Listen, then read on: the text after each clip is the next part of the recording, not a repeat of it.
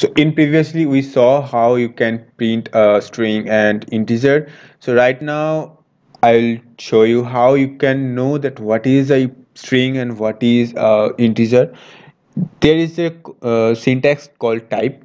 You just need to type, like here if you type, I mean if you write type instead of print, then it will show, sorry, it will show it is an integer. Okay, because it is an integer. If you write type over here, it will show string for the first one and integer for the second one. So if you write type over here, it will show integer also, because 1 2 3 is an integer.